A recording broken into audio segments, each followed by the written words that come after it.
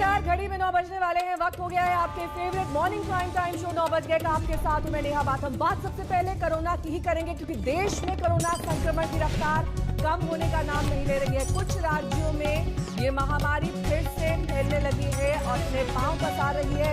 इन्हीं हालात पर चर्चा करने के लिए आज पीएम मोदी फिर से 8 राज्यों के मुख्यमंत्रियों के साथ एक बड़ी बैठक करने वाले हैं। दरअसल ये वो राज्य हैं जहां पर संक्रमण लगातार फैल रहा है।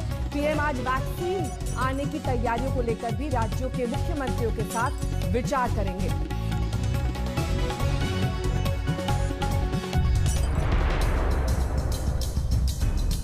सर्दियों के साथ कोरोना का संकट और गहराने लगा है। देश के कई राज्यों में महामारी तेजी से पांव पसार रही है और मौत के आंकड़े भी बढ़ते जा रहे हैं। बचाव के साथ पूरी दुनिया को वैक्सीन का इंतजार है।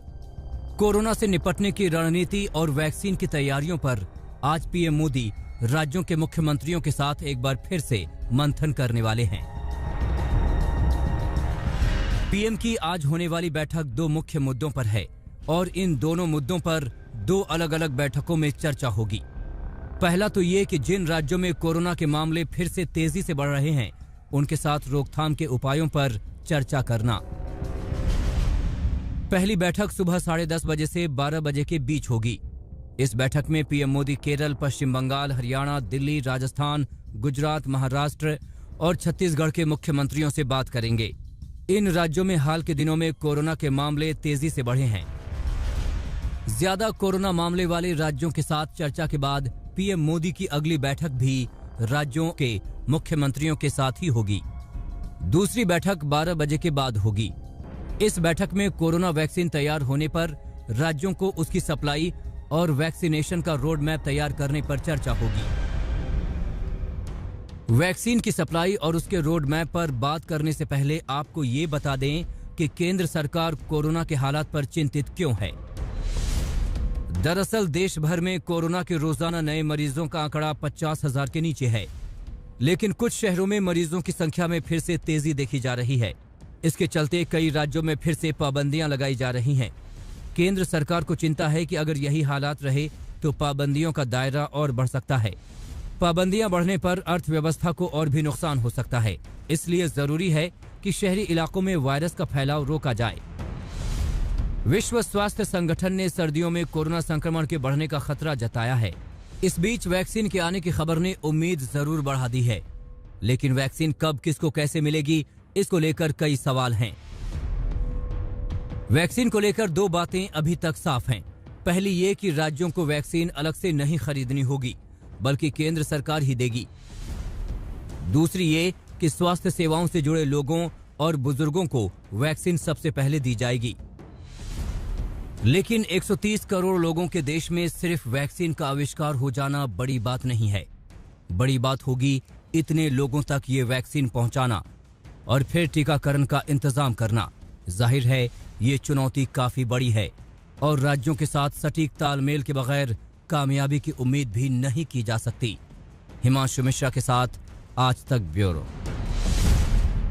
और इसी बैठक को लेकर तमाम जानकारी के साथ हमारे 3 संवाददाता इस वक्त जुड़ गए हैं। दिल्ली से हमारे संवाददाता अशोक सिंघल हमारे साथ हैं, जयपुर से हमारे संवाददाता शरद जुड़ गए हैं, वहीं अहमदाबाद से गोपी घांगर हमारे साथ जुड़ गए हैं। लेकिन सबसे पहले अशोक, आपका रुख करते हुए, क्योंकि संक्रमण के मामले में इस वक्त दिल्ली सबसे आगे चल रहा है। ऐसे में सूबे के मुख्यमंत्री ने व्यवसायियों को यह आश्वासन दिया है कि ट्रेड पर पाबंदी नहीं लगाई जाएगी। तो फिर संक्रमण कैसे रोका जाएगा, इस पर क्या रोड मैप होगा दिल्ली सरकार का, आज इस बैठक में तय होगा।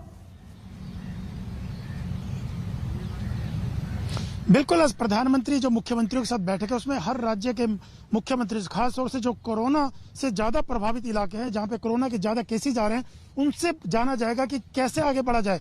प्रधानमंत्री की तरफ से भी उनकी बात सुनने के बाद सुझाव दिए जाएंगे कि कैसे आगे बढ़ सकते हैं, कैसे कंट्रोल किया जा सकता है। और दिल्ली के मुख्यमंत्री ने पिछले दिनों जो व्यापारियों के साथ, ट्रेडर्स के साथ मीटिंग हुई थी, उसमें कहा था कि सोशल डिस्टेंसिंग और मास्क, ये तमाम चीजों का पालन करना पड़ेगा। जो गाइडलाइंस है कोरोना को लेकर के, व्यापारियों ने आश्वासन दिया था कि कोई भीड़भाड़ नहीं होने दी जाएगी। तमाम जो प्रोटोकॉल्स हैं, गाइडलाइंस हैं, उनका पालन करते हुए हम लोग खुद से इन चीजों को कंट्रोल करने की कोशिश करेंगे। इसी आश्वासन के बाद अरविंद केजरीवाल ने कहा था कि अभी लॉकडाउन को रोका जा सकता है, नहीं लगाएंगे, लेकिन जो व्यापारी हैं, बाजार हैं, उनको अपने आप से इन तमाम चीजों का पालन करना पड़ेगा स्ट्रिक्टली। तो आज जो बैठक होगी प्रधानमंत्री के साथ, इसमें दिल्ली के मुख्यमंत्री भी अपनी तरफ से बताएंगे कोरोना को लेके वो क्या क्या स्टेप उठा रहे हैं और सेंटर की तरफ से क्या मदद की जा सकती है। प्रधानमंत्री उनको ये कहेंगे कि सेंटर क्या मदद कर सकता है। आपके पास गोपी घांगर हमारे साथ जुड़ी हुई हैं। गोपी, अहमदाबाद और साथ ही कई ऐसे शहर हैं इस वक्त गुजरात के जहां पर नाइट कर्फ्यू लागू किया गया है। क्या इस रोकथाम का दायरा बढ़ाया जा सकता है? आज की इस मीटिंग में इस बात पर चर्चा की जा सकती है? बिल्कुल, मैं आपको बता दूं कि आज की जो मीटिंग रहेगी उसमें कई सारे पहलुओं पे बातचीत होगी, कि खास करके जो एक रिव्यू होगा कि गुजरात में इतनी ज़्यादा स्थिति दिवाली के बाद खराब कैसे हुई और अगर हुई है तो किस तरीके से उसको रोका जाए। अगर बात की जाए, कल सुप्रीम कोर्ट ने भी गुजरात का नाम लिया था और गुजरात के नाम के साथ ये कहा था कि यहाँ पे राजकीय और जो सामाजिक ये सारे मेले हो रहे हैं, इन मेलों को क्यों नहीं रोका गया। उसके बाद ही गुजरात सरकार ने कल शाम को एक फैसला लिया और जो 200 शादियों में 200 लोग शामिल हो सकते थे उसको अब घटा के 100 लोग कर दिया और फ्यूनरल में जहां 100 लोग थे वहां पे 50 लोग कर दिए। तो गुजरात सरकार भी अब एक्टिवली इस पे काम कर रही है, क्योंकि लगातार मामले जो है वो बढ़ रहा है। हालांकि पिछले कई दिनों में जो मौत का आंकड़ा है, कल गुजरात में और खास करके अहमदाबाद में 17 लोगों की मौत हुई है, तो ये भी आंकड़ा काफी ज्यादा है और जो नंबर्स भी काफी ज्यादा आ रहे हैं। तो वैसे में जो प्रधानमंत्री के साथ एक रिव्यू मीटिंग होगी और रिव्यू मीटिंग में ये लिया जाएगा कि किस तरीके से इसको रोका जाए गुजरात के अंदर और खास करके जो 4 शहर है, अहमदाबाद, वडोदरा, राजकोट और सूरत। हमारे संवाददाता शरद भी हमारे साथ लगातार जुड़े हुए हैं। शरद, पहले तो गहलोत सरकार ने बीजेपी शासित राज्यों पर उंगली उठाई कि वहां पर क्यों कुछ चीजों पर पाबंदी लगा दी गई, लेकिन आखिरकार उन्हें भी पाबंदी लगानी पड़ी क्योंकि आंकड़ों को कम करने के रोकथाम का और कोई तरीका नहीं नजर आ रहा था। आज की इस मीटिंग में किस तरह की बातचीत संभव है? देखिए, लगातार 3 दिनों से राजस्थान में 3000 से ज़्यादा कोरोना पॉजिटिव मरीज आ रहे हैं और मरने वालों का आंकड़ा भी रोज नए रिकॉर्ड बना रहा है। ऐसे में उम्मीद की जानी चाहिए कि मुख्यमंत्री अशोक गहलोत जब प्रधानमंत्री से बात करेंगे तो कोई ठोस प्रारूप सामने आएगा, क्योंकि उनके अशोक गहलोत के कैबिनेट आधा जो कैबिनेट है वो कोरोना पॉजिटिव होकर अस्पतालों में है। कई मंत्री अस्पताल में गंभीर अवस्था में भी हैं, 1 दर्जन से ज़्यादा विधायक अस्पताल में हैं। तो आप अंदाज़ा लगा सकते हैं कि किस तरह का माहौल है यहाँ पर। और सबसे ज़्यादा परेशानी जो है कि पंचायत समिति और जिला परिषद के चुनाव हो रहे हैं। उसी चुनाव में राजस्थान के स्वास्थ्य मंत्री रघु शर्मा और उनके बेटे कोरोना पॉजिटिव हुए हैं। 5 दिन से चुनाव प्रचार कर रहे थे, उसी चुनाव में सारे मंत्री जो है कोरोना पॉजिटिव हो रहे हैं। तो अब एक तरफ तो हम एहतियात करने की बात कर रहे हैं, दूसरी तरफ चुनाव में सारे मंत्री, केंद्रीय मंत्री घूम रहे हैं और सभाएं हो रही हैं, तो वहाँ कोरोना पॉजिटिव खुद सरकार के मंत्री हो रहे हैं, जहां पालना नहीं हो पा रही है गाइडलाइन की। दूसरी बड़ी जो परेशानी है, 25 तारीख को जो अबूझ सावा है, 25,000 शादियां हैं। 2 दिन बाद 27 तारीख को 12,000 शादियां हैं। इन शादियों को कैसे कंट्रोल करें? हालांकि मुख्यमंत्री अशोक गहलोत ने कहा है कि 100 से ज्यादा लोग नहीं जाएंगे, वीडियोग्राफी कराई जाएगी, ये तमाम तरह की बातें कही जा रही है। खरीदारी को लेकर जिस तरह से बाजार में लोग उमड़ रहे हैं। बहुत बहुत शुक्रिया शरद और गोपी और साथी अशोक इस तमाम जानकारी के लिए आपका, क्योंकि आज जो मीटिंग होने वाली है वो 8 राज्यों के मुख्यमंत्रियों के साथ है और इस बात पर चर्चा की जाएगी कैसे कोरोना के संक्रमण की रोकथाम की जाए। और पिछले कुछ हफ्तों से ही दिल्ली बेहद बुरे दौर से गुजर रही है। एक तरफ कोरोना के नए मामलों की रफ्तार कम नहीं हो रही, दूसरी तरफ मौत के आंकड़े लगातार 100 के करीब ही बने हुए हैं। घनी आबादी वाले इलाकों और बाजारों में भीड़ भाड़ की वजह से कोरोना संक्रमण की दर तेज हो चुकी है। दिन के साथ और भयावह होता जा रहा है। बीते दिनों बाजारों में भीड़ और त्योहारों की रौनक थी, तो अस्पताल में कोरोना की वजह से दम तोड़ते मरीजों का आंकड़ा भी बढ़ रहा। पिछले 24 घंटे में 121 की मौत, पिछले 24 घंटे में 6,746 नए केस। दिल्ली में कुल एक्टिव केस 40,212। कोविड-19 वायरस की वजह से औसतन हर घंटे में 5 लोगों की मौत हो गई। कोरोना के बढ़ते कहर को लेकर सुप्रीम कोर्ट ने भी दिल्ली सरकार को फटकार लगाई है और स्टेटस रिपोर्ट मांगी है। दिल्ली में कोरोना को काबू करने के लिए केंद्र सरकार ने राजधानी में बड़े पैमाने पर RT-PCR टेस्ट की तैयारी। कल गृह मंत्री अमित शाह ने RT-PCR टेस्ट के लिए मोबाइल लैब को हरी झंडी दिखाई। एक मोबाइल लैब से 3,000 टेस्ट रोज होंगे। पूरी दिल्ली में एक हफ्ते के भीतर 10 मोबाइल टेस्टिंग लेबोरेटरी काम करना शुरू कर देंगी। इस तरह 10 मोबाइल वैन से 30,000 सैंपल रोज इकट्ठा किए जा सकेंगे। RT-PCR मोबाइल वैन की शुरुआत इसलिए की गई है क्योंकि एंटीजन जांच से कई संक्रमित लोगों की पहचान नहीं हो पा रही थी। थोड़ा सा परसेंटेज जो है ना लोगों का, जिसमें पढ़े लिखे लोग भी शामिल हैं, उनके इनएप्रोप्रिएट या कैजुअल या लापरवाही जैसे या कुछ हमें तो कुछ हो नहीं सकता, इस वाले एटीट्यूड के कारण जो है मेजॉरिटी दिल्ली के लोगों को, दिल्ली को उसका प्राइस पे करना पड़ रहा है। इसलिए अभी हमने दोबारा से मीटिंग करके, अभी देखिए आरटीपीसीआर की जो कैपेसिटी थी हमने डबल कर दी, टेस्ट जो है वो डबल करने के लिए जो है कहा गया। दिल्ली में कोरोना को लेकर अब और सख्ती शुरू हो गई है। दिल्ली के बाजारों में भी कोरोना नियमों का उल्लंघन करने पर कार्रवाई की जा रही है। उत्तरी दिल्ली नगर निगम ने नागलोई में जनता मार्केट को 30 नवंबर तक के लिए सील कर दिया है। दिवाली पर जो कोरोना विस्फोट हुआ उसे संभालने के लिए दिल्ली सरकार अब सख्त एक्शन ले रही है। दिल्ली की तंग गलियों में अब कोरोना सर्वे शुरू कर दिया गया है। दिल्ली सरकार की इस मुहिम का हिस्सा बने हैं सरकारी स्कूल के शिक्षकों के मुताबिक हर टीम को एक दिन में लगभग 60 घरों तक पहुंचना होता है। औसतन 300 लोगों की जांच करनी होती। दिल्ली में कोरोना घर घर पहुंच रहा है और अब इस महामारी से मोर्चा लेने के लिए बचाव और उपाय दोनों की घेराबंदी जरूरी है। संजय शर्मा के साथ आशुतोष मिश्रा, दिल्ली आज तक। कोरोना जैसी महामारी के बीच एक अच्छी खबर भी आपको दे दें। खबर यह है कि बहुत जल्द देश में कोरोना की वैक्सीन आ सकती है। ये कोरोना वैक्सीन अब कब तक उपलब्ध हो पाएगी, इस विषय पर देश के स्वास्थ्य मंत्री डॉक्टर हर्षवर्धन ने आज तक से खास बात की। मैं बिना किसी कंपनी विशेष का या बिना किसी पर्टिकुलर वैक्सीन का, क्योंकि हर एक वैक्सीन के अपने अपने पहलू हैं, उसकी डिस्क्रिप्शन में जाएंगे तो आपका कार्यक्रम शायद उतना समय भी नहीं दे पाएगा। तो हमारा अभी अनुमान है कि जो पहले 3 महीने हैं 2021 के, इन महीनों में हमारे को कभी भी वैक्सीन जो है मिलना प्रारंभ हो जाएगी। नंबर 1 बात। दूसरी बात यह है कि हमारा टारगेट है कि लगभग जुलाई के महीने तक हम देश में 20-25 करोड़, और अगर मैं और 1-2 महीना ऐड कर दूं उसमें अगस्त सितंबर कर दूं तो 25 से 30 करोड़ तक लोगों को हम देश में एक सेफ इफेक्टिव वैक्सीन, जो हमने हमारे अपनी सब तरह की संतुष्टि करके, ट्रायल्स करके, वैलिडेशन करके, उसके सारे जैसे अप्रूवल्स देके उसको हमने देश के लिए उपलब्ध करा दिया होगा, वो हम लगा पाएंगे। अब ये जो 20-25 करोड़ लोग शुरुआत में कौन से हों, इसके बारे में भी प्रधानमंत्री जी ने, सबसे बड़ी खुशी की बात है प्रधानमंत्री जी ये वैक्सीन का फ्रंट भी जो है आपने देखा अभी उन्होंने लास्ट वीक भी मॉनिटर किया। वो कुछ समय के बाद लगातार इसको रेगुलरली स्वयं मॉनिटर करते हैं, हम सबको गाइडेंस वगैरह देते हैं। तो एक एक्सपर्ट, नेशनल एक्सपर्ट ग्रुप बना हुआ है वैक्सीन एडमिनिस्ट्रेशन के लिए, क्योंकि वैक्सीन तो धीरे धीरे उसकी मात्रा में उपलब्ध होगी। यद्यपि भारत भाग्यशाली है कि हम आज भी दुनिया के 60% लोगों को वैक्सीन देते हैं, जो अगर रूटीन में बाकी मैन्युफैक्चरिंग कैपेसिटी भारत की इतनी है, दैट वे भारत जो है, जैसे हम बहुत सारी दवाइयों को सारी दुनिया को, कोविड में 150 देशों को हम हाइड्रोक्सीक्लोरोक्विन जो है दवा उपलब्ध करा रहे थे। तो हमारी अब इसमें इस ग्रुप ने बहुत विचार विमर्श करके प्रायोरिटीज तय की हैं। अब उसमें प्रायोरिटीज में सबसे पहली प्रायोरिटी क्या है, हेल्थ केयर वर्कर है।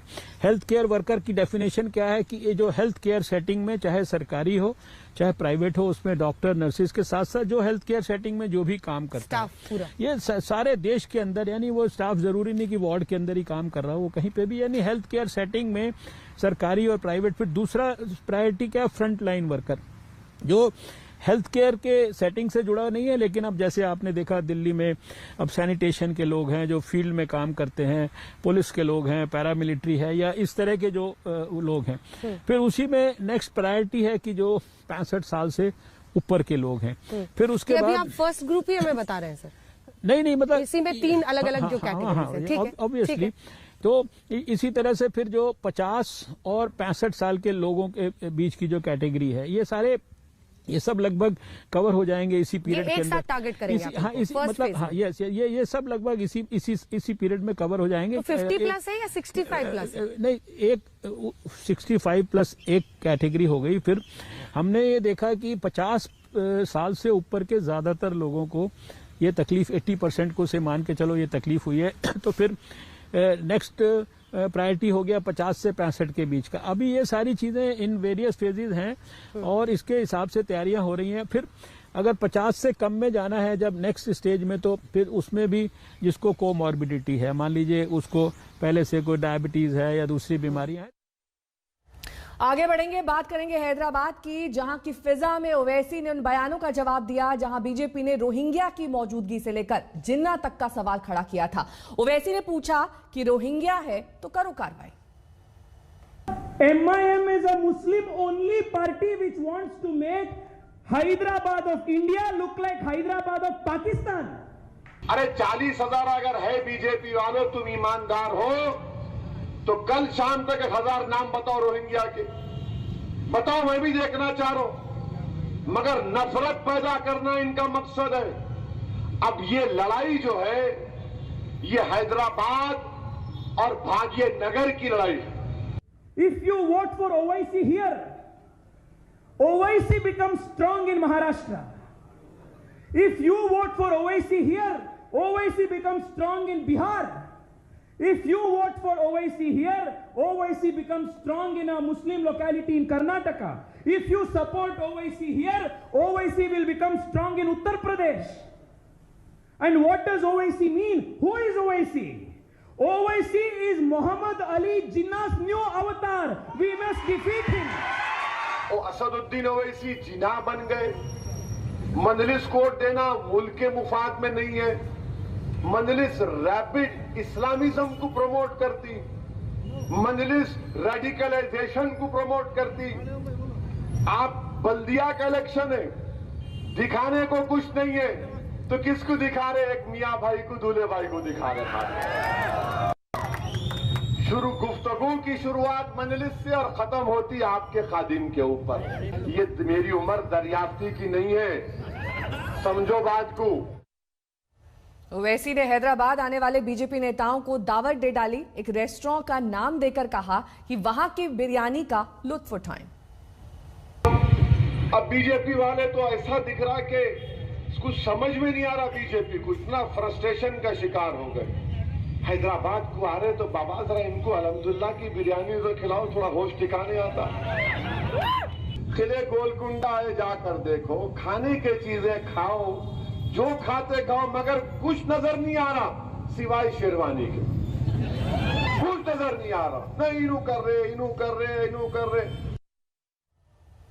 उधर केंद्रीय मंत्री राव साहेब दानवे ने महाराष्ट्र में सियासी उठापटक की भविष्यवाणी कर दी है। दानवे को लगता है कि 2 से 3 महीने के अंदर वहां बीजेपी की सरकार होगी, लेकिन कैसे? नहीं, तो तुम्हें आप समझू नका की सरकार येत नाही, सरकार येणार 2-3 महिने, एवढं लक्षात घ्या। 2-3 महिन्यांना सरकार येणार आहे आणि कसं येणार आहे हे जर तुम्हाला पाहिजे तर बाहेर निघून प्रेसवर बसले तुम्हाला काय तुम्हाला नाही सांगणार, त्याला सांगेन की सरकार कसं येणार आहे। नाही तर माणूस पैसे आम्ही वाट पाहतो या निवडणुकीची फक्त ही निवडणूक होऊन जाते मग तो काय करायचं। त्यामुळे कार्यकर्त्यात हिंमत आली पाहिजे की आपलं सरकार येणार आहे। मग हा उमेदवार तर आपला आला पाहिजे, विधान परिषद सुद्धा आपलं बहुमत असलं पाहिजे। हे तिघं जण एकत्र पण एकमेकांचा भरोसा नाही यायला कोणाचा। परभणी जिल्ह्याचं राजकारण इस साल नवंबर में ही इतनी सर्दी पड़ रही है जो बीते कई साल के रिकॉर्ड तोड़ रही है। दिल्ली में 17 साल का रिकॉर्ड टूट चुका है। वहीं पहाड़ों पर भी दिसंबर वाली बर्फबारी नवंबर से ही जारी हो रही है। जम्मू कश्मीर में भारी बर्फबारी से कई अहम रास्ते बंद हो चुके हैं। 3 जगहों की तस्वीरें आप देख सकते हैं, धर्मशाला, औली और पीर पंजाल, जहां पर बर्फ ही बर्फ दिखाई दे रही है। वक्त से पहले ये बर्फ इस बार पहाड़ों पर गिर रही है और इसका असर मैदानी इलाकों में भी देखा जा सकता है। अमूमन 10 से 12 डिग्री टेम्परेचर रहता था मैदानी इलाकों में, जो अब घटकर 8 से 9 डिग्री तक पहुंच चुका है। वक्त एक ब्रेक का हो चला है, बने रहिए हमारे साथ, देखते रहिए आज। नमस्कार, मैं हूं अंजना ओम कश्यप। हमें उम्मीद है ये वीडियो आपको पसंद आया होगा। लेटेस्ट खबरों के लिए यूं ही देखते रहिए आज तक और इस वीडियो के पसंद आने पर लाइक, शेयर एंड सब्सक्राइब करना ना भूलें।